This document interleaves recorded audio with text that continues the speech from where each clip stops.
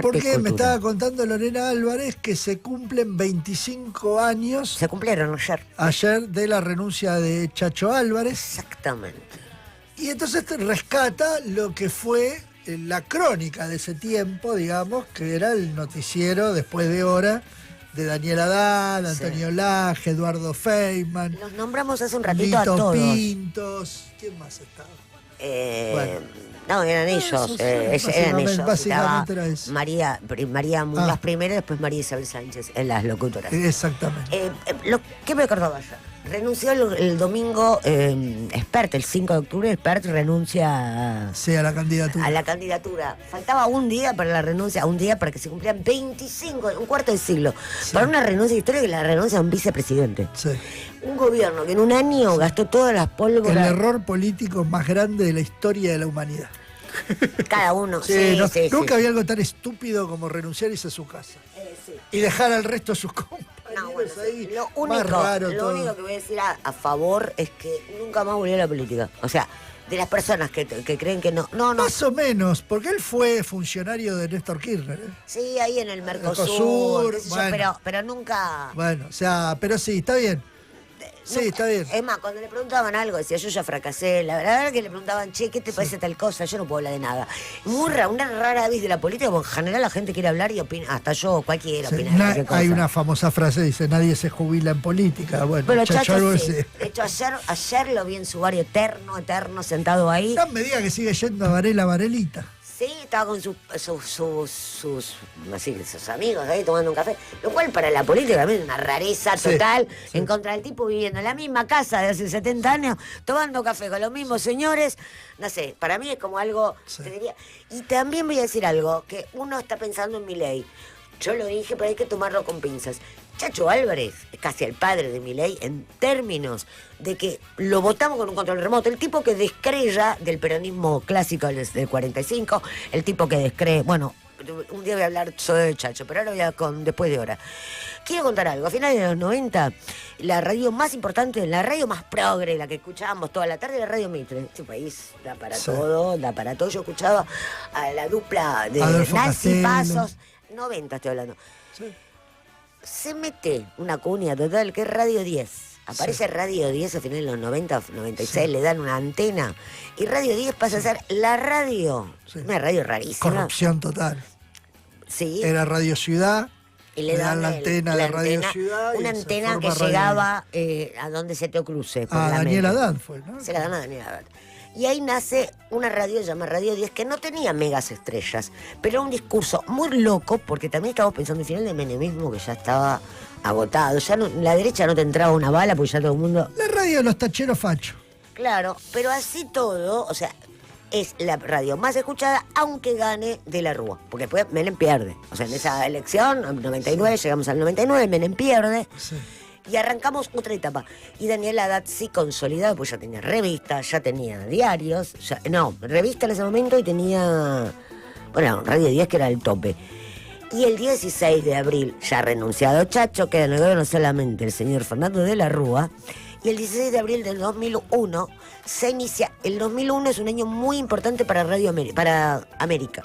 América tenía en su programación Intrusos, que debuta un mes antes. La llegada de Intrusos a la televisión, que para mí es un parteaguas. El programa de La Nata, que se llamaba... ¿Hora 25 estaba? No, el programa de La Nata en ese momento, esto era después de hora y el programa de La Nata era... Ay, no me puedo acordar, porque había de día a día había pasado a otro nombre, Detrás de las Noticias. Ah, mira. Que también tenía es verdad, sí, Detrás de las Noticias. Y después, el noticiero clave de las 11 de la noche, 11:30, era este. Y voy a decir algo, fue el inicio de algo rarísimo que es una derecha mega cool. Una derecha cool. Habíamos tenido en su momento a Neustadt, pero acá lo que teníamos era una derecha descontracturada que se la pasaba bajando línea. El 2001, lo que fue el programa de Haddad, otra cosa, el éxito tremendo que tenía, porque tenía dos públicos. El público que le gustaba, el público que lo odiaba y lo miraba para odiarlo. me sumo. Yo lo miraba todas las noches para amargarme. Explíquenme por qué miraba algo que me hacía mal. Me iba a la cama enojada con mi marido en ese momento. No podíamos dejar de mirarlo. Programa exitosísimo. Y se peleaba todo el tiempo con la nata, porque la nata era progre. Terminaba la nata y empezaba DAT. Qué loco, ¿no? Todo era locura en América. Teníamos a la tarde Intruso, que estaba con la doctora Rímolo. Ese es un año que quedamos todos. Estaba en Gran Hermano, estaban los años de los reality. Y el último programa de América de la noche era Después de Hora. Las disputas que hubo con la nata, una es histórica. Hubo una intoxicación con la famosa hamburguesería. La denuncia la hacen en el programa de la nata. Y al otro día aparece Daniela Haddad, arranca el programa comiéndose una hamburguesa de la misma marca. ¿Se acuerdan de esa escena? Sí. Es una escena histórica de la televisión. Sí. Terminaban de denunciar a la empresa y él arrancaba comiendo una hamburguesa. O sea, en el mismo canal era todo un delirio total. En ese programa nos enteramos de la renuncia de Cavallo. Sí. Sí, fue el narrador del 19-20 de diciembre de 2001. Y aparte dejó momentos históricos como el muchachos, señores, siempre tenían como la noticia. El festejo de la caída del gobierno de la Rúa es histórico. Porque hay toda una generación que va a creer que nosotros nacimos con el riesgo país. Nosotros ya sabíamos lo que era el riesgo país. En el año 98 decían riesgo país, decía, ¿qué es eso? El programa de Haddad lo hizo famosísimo el riesgo país. ¿Saben por qué? Porque tenía un contador y todos los días te mostraba cómo el país iba a la mierda. Hoy estaba en 2000 el de riesgo país. Bueno, terrible. Un programa que de la Rúa estaba odiado porque tenían un muñequito, el primer muñequito que... Es verdad, que andaba por el escritorio. Por el escritorio perdido, siempre se burlaban de ese muñequito. Yo voy a decir una cosa, tenían todas las condiciones, hicieron todo lo posible. Siempre se habla, el peronismo hizo todo para que se caiga de la Rúa. La clase media, que se acostaba toda la noche con Haddad, ya quería que se vaya de la Rúa más o menos el 5 de mayo. Fue impresionante, porque uno piensa en la caída de este gobierno, pero la caída de la Alianza debe haber sido una de las cosas más vertiginosas que nosotros vivimos. Ya nos olvidamos, pues no teníamos redes, no estábamos en Twitter, pero es un gobierno que asume el 10 de diciembre del 99 y cuyo vicepresidente le renuncia en el medio, corrupción, todo lo que se pueda imaginar, el 6 de abril del 2000. No llegó al año el vicepresidente. Una cosa de locos. Sí. Para el cuarto mes, pues yo digo, ¿qué fue Después de Hora? Un programa que hizo cool a la derecha y que impuso periodistas que no eran famosos. Laje no lo conocía a nadie. Todavía estamos padeciendo la jeta toda la mañana ahora en América. Sí. Eduardo Feynman. Sí. Bueno, y el mismísimo Haddad, que después... Haddad sí ya era conocido. Haddad era el dueño, porque Haddad en los 90 había sido productor de Bernardo Neustadt y aparte había tenido un programa muy importante como de la nueva camada de periodistas que era Fuego Cruzado, con Longobardi, Haddad y Longobardi. Sí. Era época de duelos, de duetos. Yo les cuento algo, en la misma época, a dos voces, el primero a dos voces, era Bonelli y Majul. Pero pará, es muy gracioso porque el concepto de Fuego Cruzado es que eran dos que pensaban distinto. Una locura total, Fuego Cruzado. Haddad y Longobardi se supone que pensaban distinto. Era la competencia de ver quién estaba más a la derecha. Y de hecho, siempre nos quedó la historia porque tuvo la máxima cantidad de temporadas Bonelli y Silvestre, pero la primer dupla es Bonelli y Majul. Ah, mira, no me acordaba. El primer, bueno, porque vos no mirabas. Yo era adicta a la televisión, yo tengo un problema mental, soy adicta a la tele y tengo todo. Mi mamá era adicta a TN. O sea, mi hermana, ¿se acuerda el día de hoy? Mi mamá TN, ella es una señora que tenía TN. O sea, nosotros tuvimos cable en Ballester en el año 90. No tenía nadie cable, nosotros ya teníamos cable. La cuestión es que digo, bueno, una derecha y aparte había pegado otro gran salto.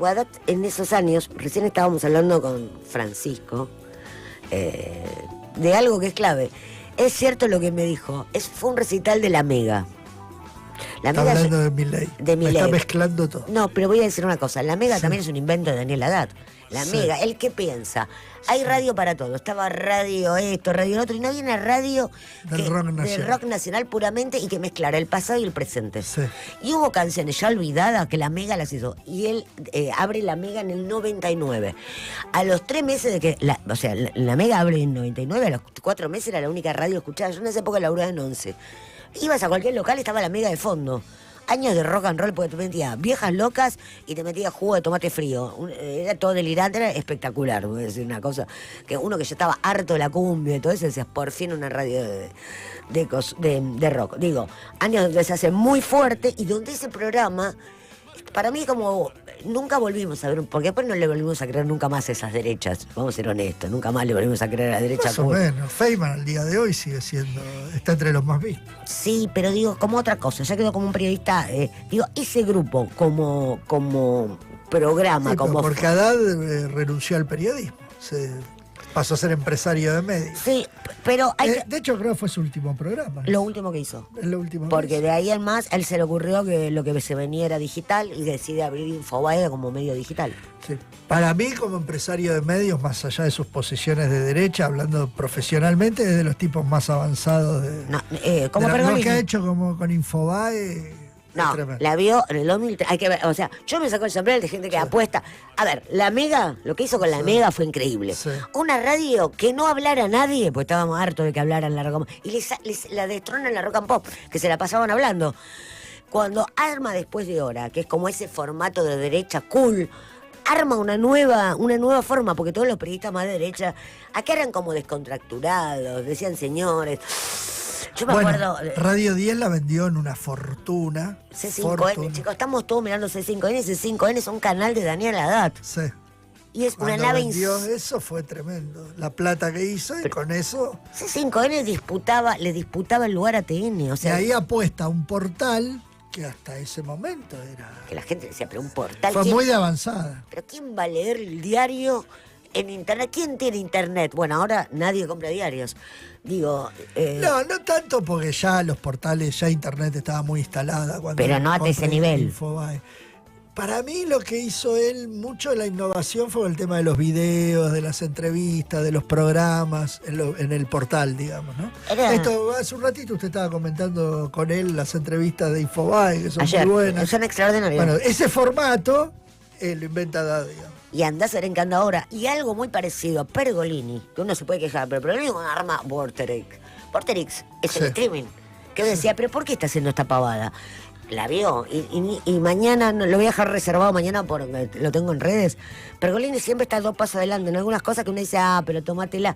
Y después ahora ya me quedo callada porque digo, él ve plata y yo estoy pobre y tengo 7 trabajos. Así que digo, bueno, el programa que nos contó la crisis. Y pensaba, hay un programa que nos esté contando hoy la crisis. Sí, ya le decía que, bueno, estuvo Feynman en el 2001 y está Feynman ahora. Talaje hoy, pero digo, Laje es Talaje oficialista. también, claro. Bueno, el Los domingo... dos son bueno, uno No. es macrista y el otro es mileísta. Claro, digo... Los dos son oficiales. Pero Feynman está tomando porque Laje se está inmolando, es otra cosa. Pero Feynman está actuando de como actuaba, porque piensen que cuando ellos... Feynman está haciendo lo que Macri le dice. Sí, pero quiero... Básicamente, cuando hay que voltearlo a Milei lo voltea, cuando hay que amigarse se amiga, porque le conviene al macrismo, digamos. Después de hora... Ustedes miren los canales oficialistas Ya lo hoy sé. todo, la mitad son macristas. Lo que la digo mitad que después Milei. de hora apostaba a que se vayan de la Rúa porque no servía para nada, Sí. pero siempre se imaginaban que iba a asumir un López Murphy. Sí. No se la vieron, me hace la historia. O Bullrich. Bueno, no, Sí, apostaban a Patricia Bullrich ya en ese momento. El propio Haddad era el gran promotor de Patricia Bullrich. Sí, pero digo... En el programa, ¿eh? Sí, pero... En el programa. Sí. Pero- Abiertamente, no digo que No, por pero abajo de la Patricia en mesa. ese momento era ministra de la Rúa. Yo estoy hablando del 2001. No. Patricia, porque Patricia Haddad Patricia. tiene la Sí. misma unidad básica que es la embajada americana. Sí, pero Porque, recordemos todos los que- medios los armó con ese En financiamiento. el 2003, recordemos, que estaban todos esperando el balotaje fuera Menem López Murphy.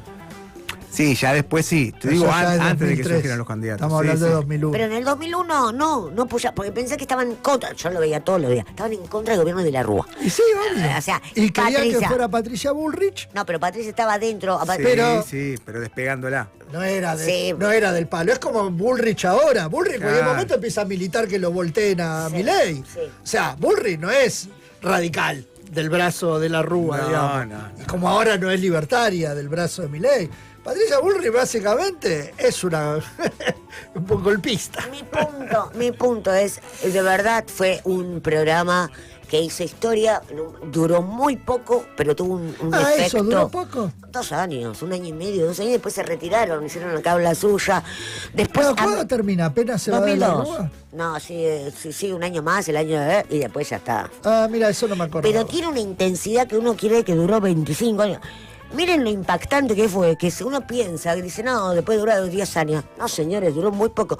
De hecho, 2003 son años muy despolitizados. Se terminan los programas políticos cuando llega Kirchner. La gente ya ni lo miraba.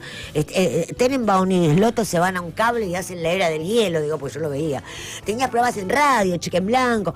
La gente se empieza a despolitizar, las cosas empiezan a normalizar, todo empieza a tranquilizarse un poco. Se politiza otra vez la televisión y un día lo vamos a hablar a partir del 2007-2008 con el tema del conflicto del campo. Pero son años de mucha televisión, lo que uno podría decir basura. Son los años de Bailando. Se acabó eso, pero dejó una huella y dejó la primera vez que vemos un grupo de fachos simpáticos. Simpático para ellos. Para la población. Pasos perdidos. Una mirada entre líneas por el 102.